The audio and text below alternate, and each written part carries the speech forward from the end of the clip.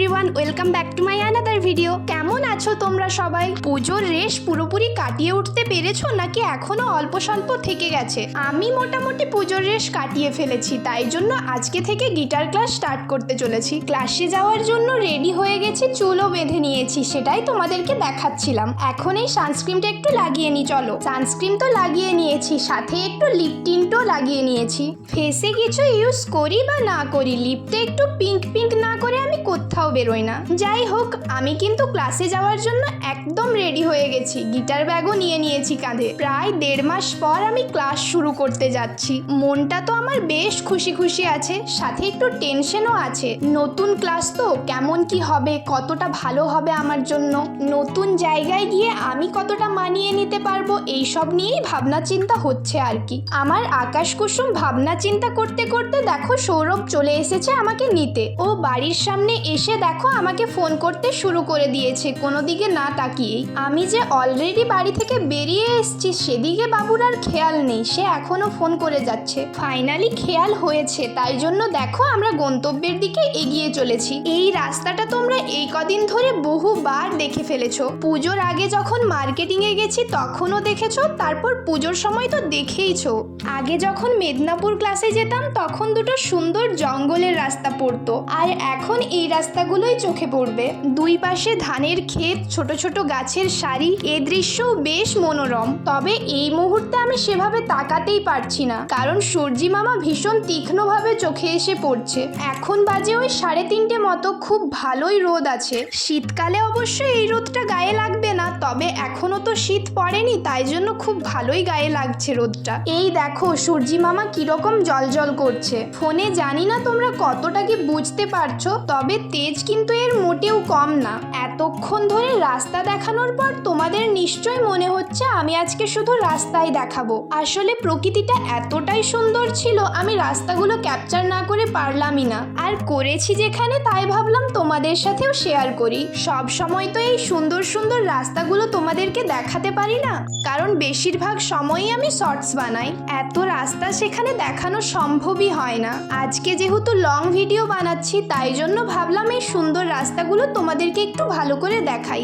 Bore হলে জানিও, next ভিডিওতে আর সেভাবে রাস্তা দেখাবো না। তাহলে আমার অভ্যেসটাই এমন হয়ে গেছে, সুন্দর রাস্তা দেখতে পেলেই ক্যামেরা অন করে ফেলি। শুধু চোখকে উপলব্ধি করালে আমার শান্তি হয় না, ফোনকেও উপলব্ধি করাতে হয়। এখানে বেশ কয়েকটা বড় বড় গাছ আছে, তাই জন্য রোদটা একেবারেই চোখে এসে পড়ছে না, বেশ ভালোভাবে এখন তাকাতে পারছি। তাই ভাবলাম রাস্তার সাথে সাথে আমাদের দুজনকেও একটু সুন্দরভাবে ক্যামেরা বন্দি করি।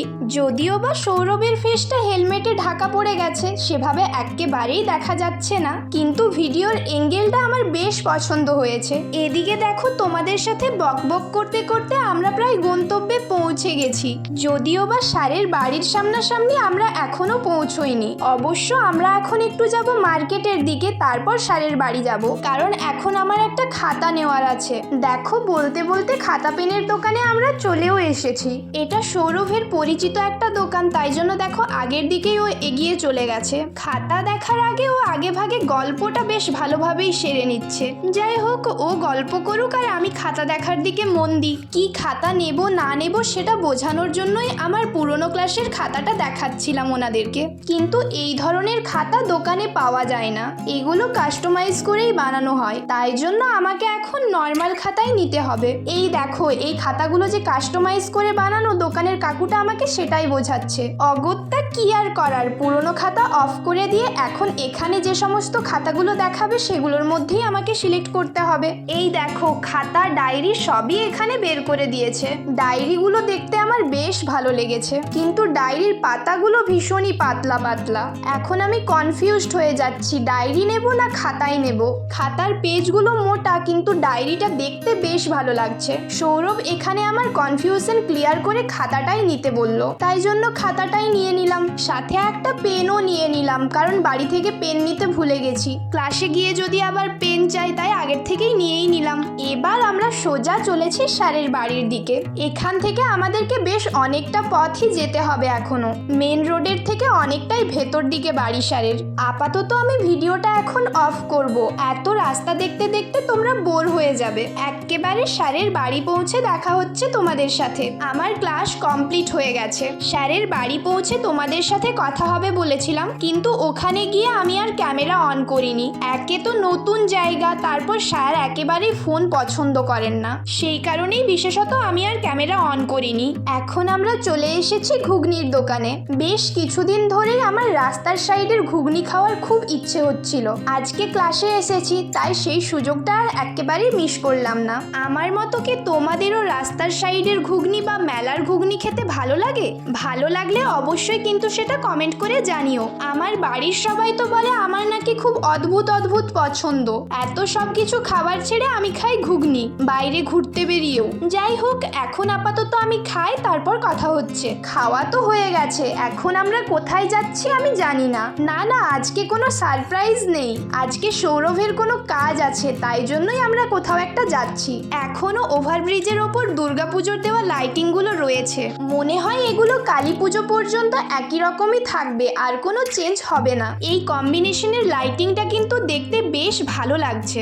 যাই হোক, আমরা কিন্তু চলে এসেছি গন্তব্যে। এখানে দেখো, দুর্গাপুজোর মণ্ডপটা এখনো পর্যন্ত খোলেনি। এই মণ্ডপটা দুর্গাপুজোর সময় তোমাদেরকে দেখানো হয়নি। এই রাস্তা দিয়ে দু একবার পেরিয়েছি, কিন্তু দাঁড়ানো হয়নি, তাই জন্য দেখোনি তোমরা এটা। তাই জন্য আজকে একটু দেখিয়ে দিচ্ছি তোমাদেরকে। সৌরভ তো এখন নিজের কাজে ব্যস্ত হয়ে গেছে, আর আমি এখানে দাঁড়িয়ে দাঁড়িয়ে বোর হচ্ছি। তাই জন্য ক্যামেরা অন করে নিজের বোরিং ফেসটা তোমাদের সাথে এখন শেয়ার করছি। এরকম শুকনো শুকনো ফেসটার কারণ শুধুমাত্র একা দাঁড়িয়ে থাকার জন্য নয়, আজকের ক্লাসটাও আমার ঠিকমতো পছন্দের ছিল না। একে তো ক্লাসটা নতুন, তারপর আবার পুরনো জিনিসগুলোই আজকে শিখিয়েছে। একটা জায়গার থেকে অন্য জায়গায় ট্রান্সফার করলে এরকমই হয়ে থাকে। এটা একটা বিরক্তিকর বিষয়। জানি না নেক্সট ক্লাসগুলো কতটা বেটার হবে আমার জন্য। আজকে আমি ভীষণই ডিসঅ্যাপয়েন্টেড। যাই হোক, সৌরভের ওখানে কাজ কমপ্লিট হয়ে গেছে, তাই জন্য আমরা বেরিয়ে যাচ্ছি। এখন আমরা আবার যাচ্ছি একটু পেট পুজো করতে। খেলে যদি আমার মনটা একটু ভালো হয়ে যায়। সেই ফার্স্ট দিন স্কুলে গেলে মনের অবস্থাটা যেমন হয়, ঠিক তেমনই আজকে আমার মনের অবস্থাটা হচ্ছে। নেক্সট ডে আমার ক্লাসে যেতে একদমই মন চাইছে না। এখনো তো পুরো একটা গোটা সপ্তাহ বাকি। এখন থেকেই আমার মনে হচ্ছে পরের দিন আবার আমাকে ওখানেই ক্লাসে যেতে হবে। চিকেন পকোড়ার দোকানে আমরা চলে এসেছি। এই কাকুটার দোকানের চিকেন পকোড়াগুলো হেভি টেস্টি হয়। ফুটন্ত তেলটাতে যখন একটা একটা করে চিকেন পকোড়াগুলো দেয়, সেই স্মেলটা আসে। ঝাড়গ্রামে যারা থাকো, আশা করছি এই ঠেলাটা তারা চিনতে পেরেই গেছো। সে চিনতে পারো বা না পারো, তাতে কোনো সমস্যা নেই। আপাতত চিকেন পকোড়া যেখানে হাতে দিয়ে দিয়েছে, আর তো কোনো কথা চলবেই না এখন। চলো আগে খেয়ে নিই, তারপর বাকি ভিডিওটা আমি কন্টিনিউ করছি। পকোড়া খাওয়া শেষ করে আমরা এখন বাড়ির দিকে রওনা দিয়েছি। পুজোর সময়টা এত ঘোরাফেরা করেছি আজকে, তাই জন্য আর বেশিক্ষণ দাঁড়ালাম না। পুজোর রেসটা কেটে গেলেও পুজোর টায়ার্ডনেসটা মনে হয় এখনো থেকে গেছে। তাই জন্য দেখো, বেশ তাড়াতাড়ি করে আমরা আজকে বাড়ি ফিরে এসেছি। বাড়িতে ঢোকার পর মনটা আমার একটু ভালো হয়ে গেছে। এখন সবার সাথে একটু গল্প করে নিলেই আমার মুড ঠিক হয়ে যাবে একদম। চলো তাহলে আমি গল্প করি। আজকের মতো ভিডিওটা এখানেই এন্ড করছি। ভালো লাগলে লাইক, কমেন্ট, শেয়ার, সাবস্ক্রাইব করে দিও। দেখা হচ্ছে নেক্সট ভিডিওতে। টাটা, গুড নাইট সবাইকে।